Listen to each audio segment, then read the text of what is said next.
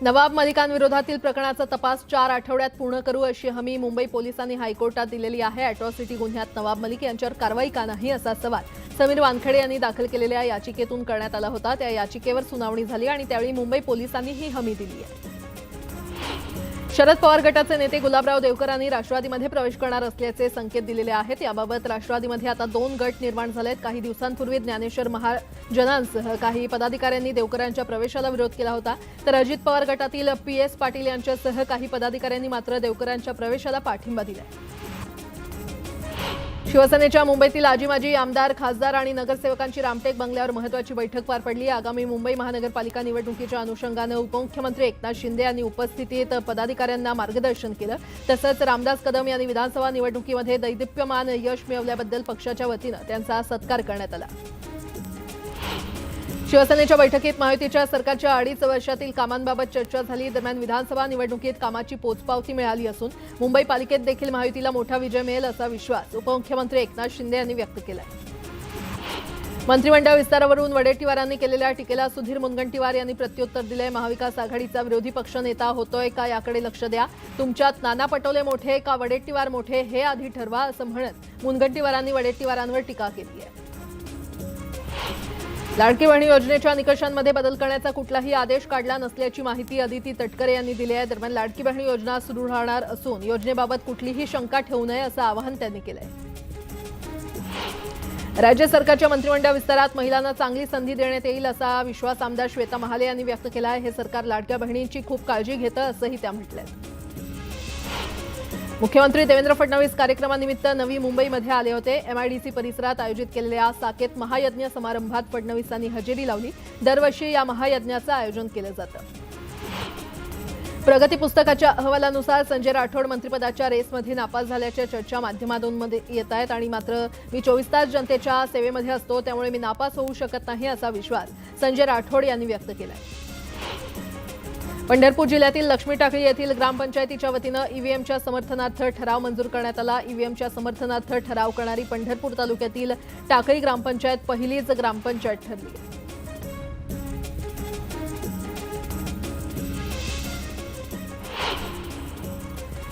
आणि आता बातमीपत्रामध्ये एक मोठी बातमी येते। मस्साजोगचे सरपंच संतोष देशमुख यांच्या हत्या प्रकरणातली ही खरं तर बातमी आहे। या प्रकरणाच्या निषेधार्थ आज बीड जिल्हा बंदची हाक देण्यात आलेली आहे। मुख्य आरोपीला अटक करावी या मागणीसाठी सर्व पक्ष संघटनांच्या वतीनं जिल्हा बंदचं आवाहन करण्यात आलंय। सर्व पक्ष संघटनांकडून या बंदची हाक देण्यात आलेली आहे। व्यापारी वर्गानं देखील दुकानं बंद ठेवून सहभागी व्हावं असं आवाहन करण्यात आलंय।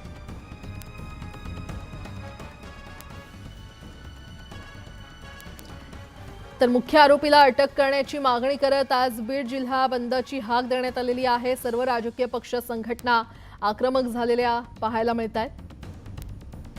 मस्साजोगचे सरपंच संतोष देशमुख यांची हत्या करण्यात आली होती आणि त्याच प्रकरणी आज बीड जिल्हा बंदची हाक देण्यात आली आहे।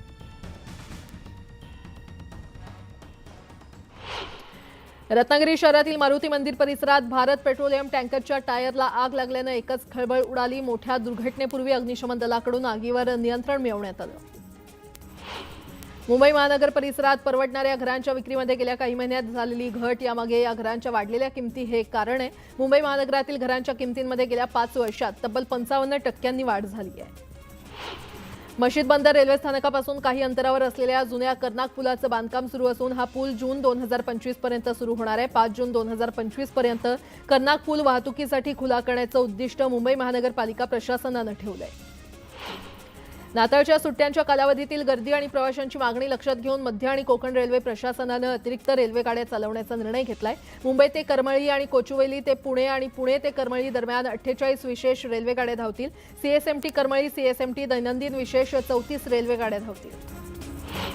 पिंपरी चिंचवड महापालिकेनं शहरातील हवा प्रदूषणाचा सामना करण्यासाठी ग्रेडेड रिस्पॉन्स ॲक्शन प्लॅन प्रकल्पाची सुरुवात केलेली आहे आणि या अंतर्गत अत्यंत प्रदूषण करणारे उद्योग बंद केले जाणार आहेत। हॉटेल व्यावसायिक सतीश वाघ हत्या प्रकरणात 4 आरोपींना अटक करण्यात आलेली आहे। आरोपींना 20 डिसेंबरपर्यंत पोलीस कोठडीमध्ये ठेवण्याचे आदेश वानवडी इथल्या प्रथम वर्ग न्यायदंडाधिकारी न्यायालयानं दिलेत, तर भाडेकरूनच 5 लाख रुपयांची सुपारी देऊन हे कृत्य केल्याचं तपासात उघडकीस आलंय। महायुतीचा विजय हा ईव्हीएमचा आशीर्वाद असून शिंदे आणि अजितदादा बाहेर पडू शकत नाही, तसा टोला काँग्रेस नेते वडेट्टीवार यांनी लगावला. इतकं मोठं बहुमत मिळाल्यावर देखील मंत्रिमंडळ विस्तार होत नसून जनतेचे प्रश्न रखडल्याची टीका त्यांनी केली. गेल्या 3 ते 4 दिवसांपासून जिल्ह्यात थंडीचं प्रमाण वाढलं असलं तरी कडाक्याच्या थंडीमुळे केळी बागांवर करपा सदृश्य रोगाची लक्षणं दिसू लागली आहेत. थंडीतील करपा आणि चरका रोगांमुळे केळी बागांचं मोठं नुकसान होत आहे. त्यामुळे केळी उत्पादकांचं मोठ्या प्रमाणात आर्थिक नुकसान होत आहे. एरंडोल तालुक्यात मक्याच्या पिकाच्या क्षेत्रामध्ये मोठी वाढ झाली. 21,185 हेक्टर क्षेत्रावर रब्बीची पिकं घेण्यात आली आहेत आणि गेल्या वर्षीपेक्षा यावर्षी मका पिकाचं क्षेत्र 3,000 हेक्टरनं वाढलंय. त्यामुळे शेतकऱ्यांमध्ये आनंदाचं वातावरण आहे. सांगली जिल्ह्यातील द्राक्षबाग उत्पादक शेतकऱ्यांसमोर नवं संकट उभं ठाकलंय. तासगावातील मांजर्डेमध्ये वटवाघुळांच्या टोळीनं तब्बल 2.5 एकरावरील द्राक्षबाग फस्त केले आणि त्यामुळे शेतकऱ्यांचं 14 ते 15 लाख रुपयांचं नुकसान झालंय. मुंबई शहर आणि उपनगरात कोल्हापूरवासियांची संख्या मोठ्या प्रमाणात आहे आणि याचा विचार करून मुंबई ते कोल्हापूर सह्याद्री एक्सप्रेस आणि मुंबई ते कोल्हापूर वंदे भारत रेल्वे सुरू करावी अशी मागणी करण्यात आली आहे. मुंबईतील डेब्रिज ऑन कॉल सेवेची मागणी नोंदवण्यासाठी पालिकेनं मुंबईसाठी टोल फ्री क्रमांक उपलब्ध केलाय. लवकरच माय बीएमसी मोबाईल ॲपच्या माध्यमातून 24 तास ऑनलाईन पर्याय देखील कार्यान्वित करणार आहे. पुण्यात तरुण चक्क पोलिसांच्या टोईंग व्हॅनला लटकल्याचा तरुणाचा व्हिडिओ व्हायरल होतोय. वाघोली परिसरात नो पार्किंग झोनमध्ये तरुणानं त्याची दुचाकी पार्क केली होती. वाहतूक पोलिसांच्या टोईंग व्हॅननं कारवाई करत असताना तरुण स्वतः टोईंग व्हॅनला लटकताना पाहायला मिळाला. विनापरवानगी झाडं कापल्यानं महाविद्यालयाच्या प्राचार्याविरोधात गुन्हा दाखल झाला. 31 जुलै रोजी ओंकारनगरमधील कलोडे महाविद्यालयामध्ये हेरिटेज आणि नॉन हेरिटेज झाडं तोडण्यात आली होती. याविरोधात मनपाच्या वृक्ष प्राधिकरण विभागाकडे तक्रार करण्यात आली होती. पुण्यातील कोथरूडमध्ये एका बांधकाम साईटवर लोखंडी साहित्य घेऊन आलेला ट्रक चेंबरमध्ये फसला. ट्रकला बाहेर काढण्यासाठी क्रेन लावण्यात आल्याची माहिती चालकानं दिली. रब्बी हंगामासाठी पाटाचं आवर्तन लवकरात लवकर सोडण्यात यावं या मागणीसाठी राष्ट्रवादी शरदचंद्र पवार पक्षाच्या वतीनं धरणगाव येथील पाटबंधारे विभागाच्या अधिकाऱ्यांना निवेदन देण्यात आलं. आवर्तन लवकर न सोडल्यास आंदोलनाचा इशारा देण्यात आलाय. कोल्हापूर जिल्ह्यातील वारणानगर इथे सहकार महर्षी तात्यासाहेब कोरे यांच्या स्मृतिदिनानिमित्त कृषी प्रदर्शन भरवण्यात आलं. या प्रदर्शनामध्ये वर्षाला 300 अंडी देणारी कोंबडी प्रेक्षकांचा केंद्रबिंदू ठरली. या कोंबडीला पाहण्यासाठी मोठी गर्दी झाल्याचं पाहायला मिळालं. नैसर्गिक आपत्ती नुकसान भरपाईपोटी शेतकऱ्यांनी 4 लाख कर्जाद्वारे कांद्याचा विमा काढला होता आणि त्यापैकी 2.25 लाख कर्ज पडताळणीमध्ये अपात्र ठरले असून 96,000 कांदा पिकाचा विमा बनावट असल्याचं आढळलंय. नाशिक जिल्ह्यामध्ये गेल्या 6 महिन्यांपासून भाव खाणारा उन्हाळी कांदा जवळपास संपलाय आणि त्यामुळे नवीन लाल कांद्याची आवक दररोज मोठ्या प्रमाणात होत असल्यानं दरात घसरण होत आहे. तर लाल कांद्याची आवक वाढल्यामुळे निर्यात शुल्क रद्द केल्यास परदेशात भारतीय कांद्याला चांगली मागणी मिळू शकते अशी अपेक्षा आहे. आणि आता ठाणेकरांसाठी एक अतिशय महत्त्वाची आणि मोठी बातमी समोर येते. ठाण्यामध्ये आज पाणी पुरवठा बंद ठेवण्यात येणार आहे. स्टेम प्राधिकरणाकडून जलवाहिनी दुरुस्तीचं काम हाती घेण्यात येणार आहे आणि यामुळे पाणी पुरवठा बंद ठेवला जाणार आहे. या काळामध्ये महानगरपालिकेकडून काही भागात टप्प्याटप्प्यानं पाणी पुरवठा केला जाणार असल्याचं सांगण्यात येत आहे. पाणी पुरवठा आज सकाळी 9 ते उद्या सकाळी 9 असा 24 तासांमध्ये बंद ठेवण्यात येणार आहे. तर या काळामध्ये ठाणे महापालिकेच्या स्वतःच्या पाणी पुरवठा योजनेचं नियोजन करून टप्प्याटप्प्यानं ठाणे शहरात एक वेळ पाणी पुरवठा सुरू ठेवण्याचं नियोजन प्रशासनानं केलंय. विधानसभा निवडणुका पूर्ण होता स्थानिक स्वराज्य संस्थांच्या निवडणुकांचं बिगुल वाजणार अशी शक्यता व्यक्त केली जात होती. पण केंद्र सरकारनं जनगणना करण्याच्या अनुषंगानं तयारी करण्याची सूचना केली आहे. जनगणनेला सुरुवात झाल्यास महापालिका निवडणुका लांबणीवर पडतील अशी शक्यता व्यक्त केली जाते. राज्यातील स्थानिक स्वराज्य संस्थांच्या अनेक वर्षांपासून रखडलेल्या निवडणुका लवकरच होण्याची चिन्ह नाहीये. तर सर्वोच्च न्यायालयामध्ये तब्बल 28च्या घरात याचिका दाखल करण्यात आल्या असून 2 वर्ष या याचिका प्रलंबित आहेत आणि यावर 22 जानेवारीला सुनावणी होण्याची शक्यता आहे.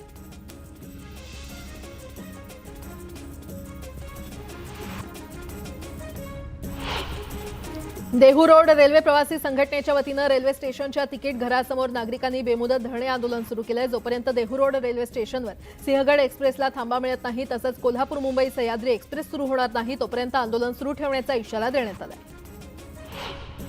धाराशिवमध्ये ट्रकनं चिरडल्यानं एका विद्यार्थ्याचा मृत्यू झाला होता. दरम्यान विद्यार्थ्याच्या मृत्यूनंतर धाराशिवमध्ये नागरिकांनी धुळे सोलापूर राष्ट्रीय महामार्गावर रास्ता रोको आंदोलन केलं. महामार्गालगत सर्व्हिस रोड तयार करण्यात यावा अशी मागणी करण्यात आली. बांगलादेशात हिंदूंवर होत असलेल्या अत्याचाराविरोधात माहीम विधानसभा क्षेत्रात शिवसेनेच्या वतीनं निषेध रॅली काढण्यात आली. यावेळी सदा सरवणकर आणि समाधान सरवणकर यांच्यासह शिवसैनिक मोठ्या संख्येनं उपस्थित होते. विक्रोळीमध्ये बांगलादेश विरोधात चार्ली स्पोर्ट्स क्लब आणि विभागातील नागरिकांच्या वतीनं काळ्या फिती बांधून स्वाक्षरी मोहीम राबवण्यात आली। यावेळी बांगलादेश विरोधात जोरदार घोषणाबाजी करण्यात आली। मुंबई विद्यापीठात अखिल भारतीय विद्यार्थी परिषदेकडून ठिय्या आंदोलन करण्यात आलं। विद्यापीठ परिसरात परवानगीशिवाय मोर्चा किंवा आंदोलन करण्यास मज्जाव करण्यात आलाय। दरम्यान हा निर्णय मागे घेण्यात यावा अशी मागणी आंदोलनकर्त्यांनी केली आहे। सूर्यफूल, करडई आणि तिळाच्या पिकांकडे शेतकऱ्यांनी पाठ फिरवल्याचं समोर आलंय। यामुळे आता तब्बल 7,000 हेक्टरवरील रब्बी पेरा आणि तेलबिया पिकांचं क्षेत्र घटलंय। महाराष्ट्रात लाडकी बहीण योजनेमुळे महायुती सरकारला विधानसभा निवडणुकीमध्ये अपेक्षेपेक्षा अधिक बहुमत मिळालं। आता दिल्लीतील आम आदमी सरकारनं देखील महिला मतदारांना आकर्षित करण्यासाठी मुख्यमंत्री महिला सन्मान योजना सुरू करण्याची घोषणा केली आहे। शिर्डीतील साईबाबांचं समाधी मंदिर 20 डिसेंबर रोजी दुपारी 2 ते 4:30 या वेळेमध्ये दर्शनासाठी बंद राहणार आहे। 3D स्कॅनिंगद्वारे मूर्तीचा डेटा संकलित केला जाणार असून त्यासाठी दिवसाची ही वेळ निश्चित करण्यात आली आहे। राज्यात अपघातांची संख्या वाढते। ज्यावेळी मी आंतरराष्ट्रीय परिषदांमध्ये सहभागी होण्यासाठी जातो त्यावेळी तिथे रस्ते अपघातांचा विषय आला की मी माझं तोंड लपवण्याचा प्रयत्न करतो, असं नितीन गडकरी म्हटले। रिंग रोडच्या भूसंपादनासाठी MSRDCकडे 500 कोटींचा निधी देण्याची मागणी जिल्हा प्रशासनाच्या वतीनं करण्यात आली आहे। पुणे रिंग रोडच्या प्रलंबित भूसंपादनाबाबत जिल्हाधिकाऱ्यांनी बैठक घेतली। कोस्टल रोडचं 95% काम पूर्ण झालं असून येत्या जानेवारीच्या पहिल्या आठवड्यापर्यंत अंतिम टप्पा सेवेमध्ये आणण्याचा प्रयत्न आहे। यामध्ये अनेक ठिकाणी आंतरबदल मार्गिका देण्यात आल्यानं प्रवाशांना वळसा न घालता इच्छित स्थळी पोहोचता येणार आहे। मुंबई IIT मार्फत ठाण्याच्या वाहतूक आराखड्याची फेरआखणी करण्याचा निर्णय ठाणे महापालिका आयुक्त सौरभ राव यांनी घेतलेला आहे। बसगाड्यांची वाढलेली वाहतूक, घनकचऱ्याची वाहतूक आणि बांधकामातील राडा रोड्याची वाहतूक यामुळे वाहतुकीवर येणारा ताण याचा सविस्तर अभ्यास केला जाणार आहे। मुंबई CSMT ते करमाळी या कोकण रेल्वेच्या गाड्यांना 3 ठिकाणी अतिरिक्त थांबा देण्याचा निर्णय कोकण रेल्वेने घेतलेला आहे। प्रवाशांच्या मागणीमुळे हा निर्णय घेतला असून आता मुंबईहून जाताना आणि करमाळीहून येताना वीर, वैभववाडी रोड आणि सावंतवाडी या 3 ठिकाणी प्रवाशांना ट्रेनमध्ये चढणं आणि उतरणं शक्य होणार आहे। मुंबई पॅसेंजर रिझर्वेशन सिस्टम ही प्रवासी आरक्षण प्रणाली PNR कॉम्प्रेशनसाठी शनिवारी रात्री 11:45 ते रविवारी पहाटे 4:44 बंद राहणार आहे। या कालावधीमध्ये PRS सेवा, कोचिंग रिफंड सेवा उपलब्ध होणार नाहीये। ST तर्फे शालेय सहलींसाठी 50% सवलत दिली जाते आणि त्यानुसार ठाणे जिल्ह्यातील STच्या 8 आगारातून शालेय सहलींसाठी बस देण्यात येतात। यातून STच्या ठाणे विभागाला गेल्या 8 महिन्यात 6,33,350 रुपयांचं उत्पन्न प्राप्त झालंय। गरीब आणि मध्यमवर्गीयांना हक्काचं घर मिळावं यासाठी PM आवास योजनेअंतर्गत केंद्र सरकारनं पहिल्या टप्प्यात 6 लाख घरं बांधण्यासाठी तत्वतः मान्यता दिली आहे आणि पंतप्रधान आवास योजनेच्या दुसऱ्या टप्प्यामध्ये 5 वर्षात शहरांमध्ये 1 कोटी घरं उभी राहणार आहेत। मुंबईच्या विविध भागात जलवाहिन्या वारंवार फुटत असल्यानं लाखो लिटर पाणी वाया जात असल्याचं समोर आलंय। त्यामुळे मुंबईकरांना पाणी टंचाईचा सामना करावा लागतोय। गेल्या वर्षभरात पोलीस आणि महसूल विभागानं संयुक्तिक केलेल्या प्रतिबंधात्मक कारवाईचा जळगावचा आलेख विभागात अव्वल ठरलेला आहे। 8,820 जणांवर प्रतिबंधात्मक कारवाई करण्यात आली आहे। जळगाव महापालिकेचे माजी विरोधी पक्षनेते सुनील महाजनांच्या अडचणींमध्ये वाढ झालेली आहे। तालुका आणि रामानंद नगर पोलिसांपाठोपाठ लाचलुचपत प्रतिबंधक विभागानं एंट्री केली आहे। सुनील महाजन यांनी महापालिका निवडणूक लढवताना दाखल केलेलं नामनिर्देशन पत्र, त्यासोबतचं प्रमाणपत्र, उत्पन्न प्रतिज्ञापत्र आणि अन्य कागदपत्रांची माहिती मागवली आहे।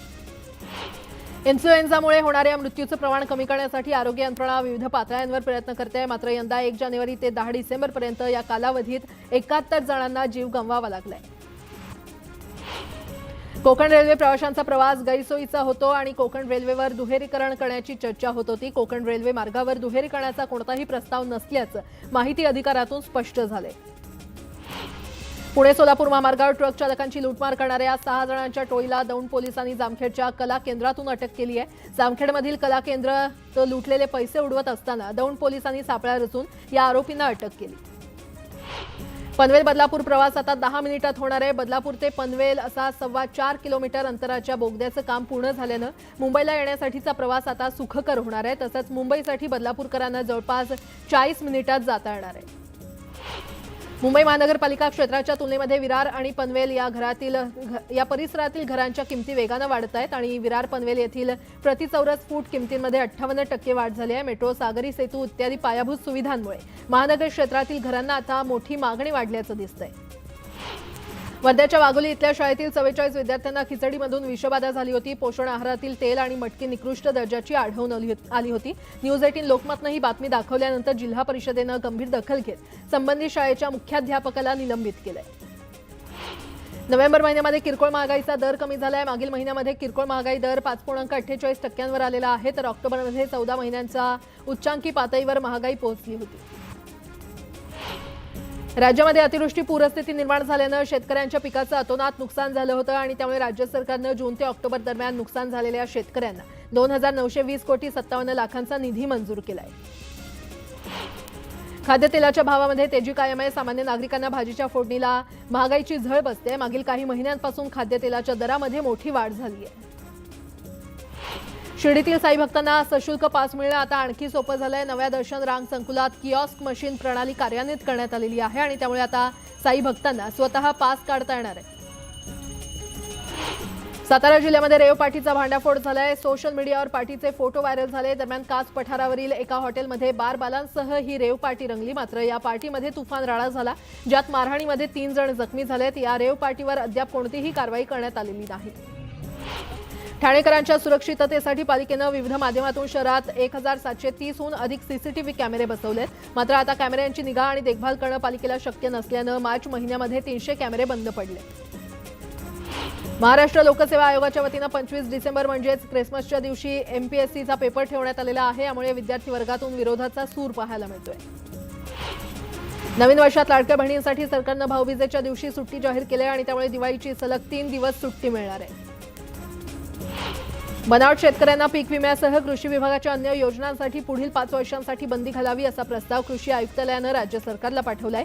तसंच संबंधितांवर फौजदारी गुन्हे दाखल करावेत अशा सूचना देण्यात आल्या। सायन रेल्वे पूल पाडून नवा पूल उभारण्याचं काम सुरू आहे आणि या पुलाला जोडणाऱ्या रस्त्याची उंची पुलाशी सुसंगत करण्यात येणार आहे। नरेश माने चौक इथून येणारी वाहतूक तात्पुरत्या स्वरूपात बंद करून ती अन्य मार्गाने वळवण्यात आली आहे। 5.5 महिन्यांसाठी ही तात्पुरती वाहतूक व्यवस्था करण्यात आली आहे। मुंबई महानगरपालिकेच्या पार्किंग धोरणाची मुदत मार्च 2022ला संपली आहे। नवीन धोरण राज्य शासनाच्या मंजुरी अभावी रखडलेलं आहे आणि त्यामुळेच पार्किंगच्या जागा निश्चितीबरोबरच मुंबईतील पार्किंगच्या नियोजनाला खीळ बसल्याचं आता स्पष्ट झालंय। मुंबईमध्ये पुन्हा एकदा रेल्वे स्थानक परिसर फेरीवाला मुक्त झालेलं पाहायला मिळणार आहे। सध्या सुरू असलेली कारवाई पुढे देखील कायम ठेवावी असे निर्देश मुंबई उच्च न्यायालयानं दिले। मागेल त्याला सौर कृषी पंप योजनेच्या अंमलबजावणीमध्ये महावितरणानं 1 लाख पंप बसवण्याचा टप्पा ओलांडलाय। सौर कृषी पंप बसवण्यामध्ये महाराष्ट्र राज्यानं देशात आघाडी घेतली आहे आणि केंद्र सरकारनं आयोजित केलेल्या बैठकीत राज्याचा गौरवपूर्ण उल्लेख करण्यात आला। वाहतूक नियम मोडणाऱ्यांविरोधात पोलिसांकडून ई-चलनाद्वारे दंडात्मक कारवाई केली जाते, पण ही कारवाई होऊन देखील चालक मालक दंडाची रक्कम भरत नाहीत आणि त्यामुळे पोलिसांनी आता आणखी कठोर पाऊल उचलण्याचा निर्णय घेतलाय। म्हाडामध्ये नागरिकांचे तक्रार अर्ज टपाल नागरी सुविधा केंद्रावर एकाच ठिकाणी जमा केले जाणार आहेत। अर्जाचा फॉलोअप देखील नागरिकांना याच केंद्रावर घेता येणार आहे। त्यामुळे म्हाडा मुख्यालयामध्ये हेलपाटे मारण्याची गरज नागरिकांना आता भासणार नाही।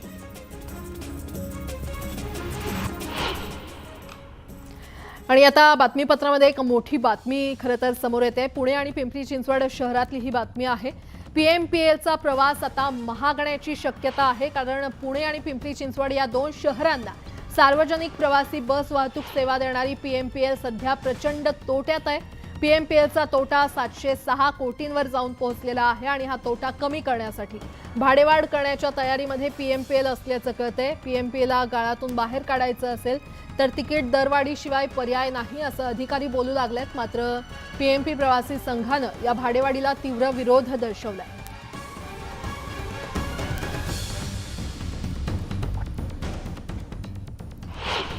बंगालच्या उपसागरात तयार झालेल्या कमी दाबाच्या क्षेत्रामुळे राज्यात पुन्हा ढगाळ वातावरण निर्माण होण्याची शक्यता आहे। परिणामी सध्या राज्यभरात असलेली थंडी कमी होणार आहे। सांगली, सोलापूर आणि धाराशिव या जिल्ह्यामध्ये ढगाळ वातावरण जास्त काळ राहण्याची शक्यता आहे। मुंबईच्या तापमानात घट झाली असताना शहराच्या प्रदूषणात देखील वाढ झाली आहे। शहराच्या अनेक भागातल्या हवेचा दर्जा वाईट श्रेणीमध्ये नोंदवण्यात आलाय। कुलाबा आणि कांदिवली इथे वाईट हवेची नोंद झालेली आहे, तर इतर भागातील हवा देखील मध्यम श्रेणीमध्ये नोंदली गेली आहे।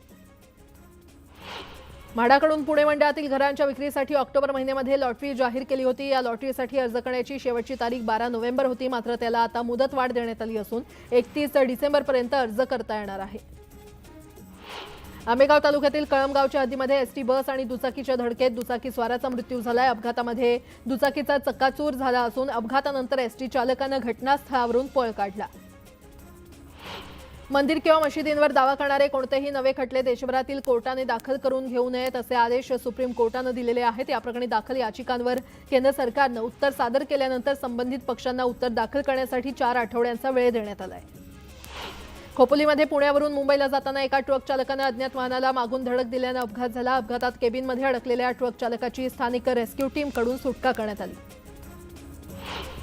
नाशिकच्या HAL कंपनीला सुखोई विमान निर्मितीचे 13,500 कोटींचे कंत्राट मिळालेले आहे। सरकारच्या आत्मनिर्भर भारत उपक्रमाला चालना देणारा करार संरक्षण मंत्रालयाने MS हिंदुस्तान एरोनॉटिक्स लिमिटेड सोबत केलाय।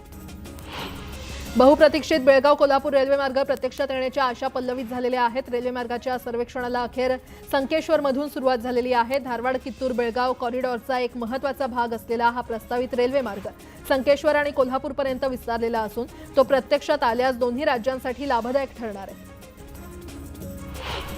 लोकसभेत आज संविधान दिवसावर विशेष चर्चा होणार आहे। सत्ताधाऱ्यांकडून संरक्षण मंत्री राजनाथ सिंह या चर्चेला सुरुवात करतील, तर विरोधी पक्षांकडून प्रियंका गांधी या चर्चेमध्ये सहभागी होणार आहेत। पंतप्रधान नरेंद्र मोदी आज प्रयागराजचा दौरा करणार आहेत। कुंभमेळ्यासाठी ते 5,500 कोटींची भेट देणार आहेत। तामिळनाडूच्या दिंडीगुलमध्ये खासगी रुग्णालयाला भीषण आग लागली। यामध्ये 7 जणांचा मृत्यू झाला असून 20 जण जखमी झाले।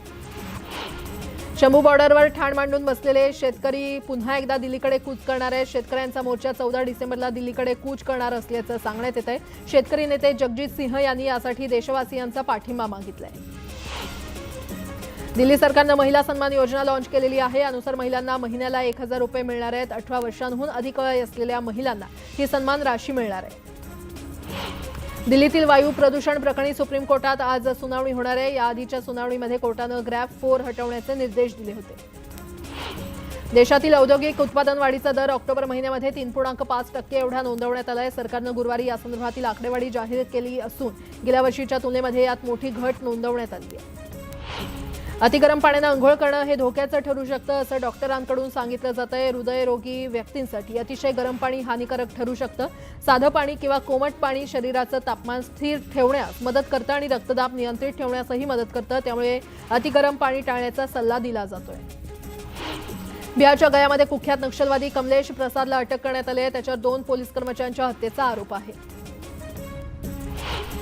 छत्तीसगडच्या दंतेवाडा इथे झालेल्या चकमकीमध्ये 7 नक्षलवाद्यांना कंठस्नान घालण्यात सुरक्षा दलाला यश आलंय। या परिसरातून मोठ्या प्रमाणात शस्त्रसाठा देखील जप्त करण्यात आलाय। हरियाणातल्या पानिपत इथे दिवसाढवळ्या एका कमिशन एजंटवर गोळीबार करण्यात आला। यानंतर जखमी अवस्थेमध्ये त्याला रुग्णालयामध्ये दाखल करण्यात आलं। शिमल्यामध्ये हिंदू संघटनांकडून निदर्शनं करण्यात आली आहेत। यात बांगलादेशात हिंदूंवर झालेल्या अत्याचाराच्या घटनेचा निषेध करण्यात आला। मथुरामध्ये दारूच्या नशेमध्ये पत्नीची हत्या कुऱ्हाडीने वार करत हत्या केली आणि या प्रकरणी आरोपीला पोलिसांनी बेड्या ठोकल्या। हरियाणामध्ये एका लग्नात झालेल्या गोळीबारात एका मुलीचा मृत्यू झालाय। तिची आई देखील गोळीबारात जखमी झाली आहे। यूपीच्या बरेलीमध्ये एका तरुणाला दगडाने वार करून हत्या करण्याचा प्रयत्न करण्यात आला। या प्रकरणी पोलिसांनी दोघांना अटक केली आहे। गुजरातमधील महिसागरमध्ये किरकोळ वादातून 2 गटांमध्ये हाणामारी झाली। यात अनेक जण जखमी झाले। यूपीतल्या एटा शहरात लग्नादरम्यान वधूवराच्या कुटुंबियांमध्ये जोरदार वाद झाला। नवविवाहित वधूला सासरी नेण्यावरून हा गदारोळ झाला। गुजरातमधील भरूचमध्ये भर दिवसा चोरी झाल्याची घटना समोर आली आहे। हा सर्व प्रकार सीसीटीव्हीत कैद झाला असून काही मिनिटातच चोरट्यानं दुचाकीवरून पळवून नेली। गुजरातमधील पालनपूर येथील शाळेमध्ये मध्यान्ह भोजन बनवताना कुकरचा स्फोट झाला। या अपघातात 2 जण जखमी झाले। अमेरिकेमध्ये डोनाल्ड ट्रम्प यांची राष्ट्राध्यक्षपदी निवड झाल्यानंतर त्यांना भक्कम पाठिंबा देणारे सर्वात श्रीमंत उद्योगपती इलॉन मस्क यांची एकूण संपत्ती $400 अब्ज वर पोहोचलेली आहे। हा टप्पा गाठणारे ते जगातले पहिलेच व्यक्ती असल्याची माहिती ब्लूमबर्ग बिलिनियर्स इंडेक्सने दिली आहे। व्हॉट्सअॅपची मूळ कंपनी मेटा एक नवीन फीचर आणि सुविधा देण्याच्या प्रयत्नात असते। व्हॉट्सअॅपवर येणाऱ्या मेसेजेसचं आता आपोआप भाषांतर होणार आहे। या नव्या सुविधेची चाचणी करण्यात येत असून ते सर्वांसाठी उपलब्ध करून देण्याची कंपनीची योजना आहे। दक्षिण कोरियाचे राष्ट्रपती यून सुक योल यांच्या कार्यालयामध्ये छापेमारी करण्यात आली आहे। राष्ट्रपती यून यांना मार्शल लॉ घोषित केल्याबद्दल त्यांच्या विरोधात सुरू केलेल्या तपासामुळे परदेशात प्रवास करण्याची किंवा देश सोडण्याची परवानगी दिली जाणार नाही असं देशाच्या न्याय मंत्रालयानं म्हटलंय। अफगाणिस्तानची राजधानी असलेल्या काबूलमध्ये झालेल्या आत्मघातकी हल्ल्यामध्ये तालिबानचे रिफ्युजी मंत्री खलील हक्कानी यांचा मृत्यू झालाय। गृह मंत्रालयाच्या अधिकाऱ्यानं या घटनेला दुजोरा दिलाय।